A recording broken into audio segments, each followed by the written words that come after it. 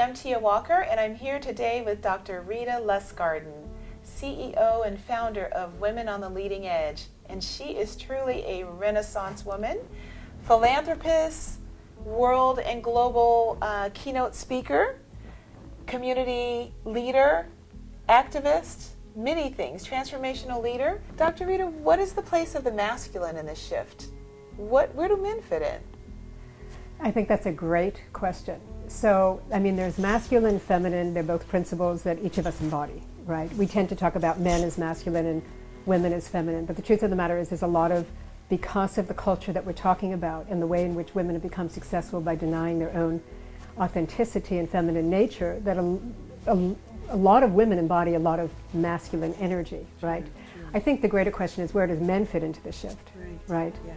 And I would say that the change that's needed on the planet now is not going to happen unless there's both men and women coming together. Right.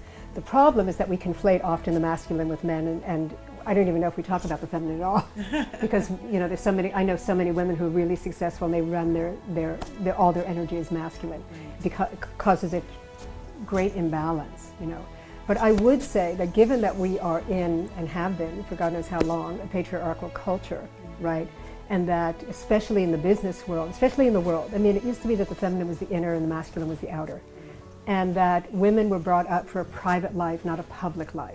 And now that's changing, because the feminine archetype that I'm talking about and the emergence of the feminine is really, who are women as community leaders? Who are women as women of the world, not just in their private. Of course, we all have a private life, and I think that needs to remain sacred. And I believe that for women, to maintain their relationship with the people that they love and to be able to raise their children and still have a significant place in the world is really the new paradigm. And I think most women are very torn. They don't really know how to do that. And so part of my work also is, how do you really create the context in which women can be successful in both worlds, so to speak, right? Yes. And when you have in anything that is good, that is even valuable, it's like when you take it to an imbalanced extent, then you get more of the negative qualities of it, and it becomes kind of more distorted or even perverted in a certain sense. And I think in living in a patriarchal culture, what we're seeing now is all of the war and negativity and the violence, which actually is part of the masculine, you see. And because I think there's such a perversion and such a distortion, because we've come so far in the direction that needs to be balanced. So on the one hand, I feel like change can't happen without men joining with women, but men of a new paradigm. Men who, the men that I meet who are, very conscious, they get the power of women now. They're not intimidated by the power of women. A lot of men are intimidated by the power of women. And I actually believe that as more women embody the feminine and bring that into culture and psyche and society, that it will raise the level in which men operate. Because men truly, the archetype of the masculine is to be protectors. It's about standing for something meaningful, in the world. It's not about all this destruction and violence. So I believe that as women bring forth the feminine and they embody it, they will raise the level of where men operate from, and that men can come into their true selves as taking all of that fierce energy and standing for something that really matters in the world and working towards that, and also being protectors of everything that's sacred.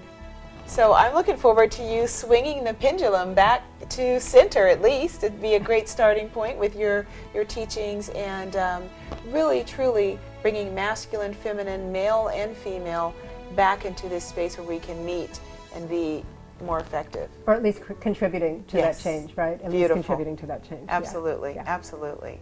Thank you so much. You're welcome, thank you. Yeah, beautiful. Dr. Rita, it's been a pleasure to be with you, and I look forward to being at the summit and invite thought leaders, women who really are conscious and know that this does matter and that they are part of something way beyond their current circumstance. Together we are more than as a whole than the one. So I look forward to you coming to the summit, and I know I am marking my calendar and I will be there.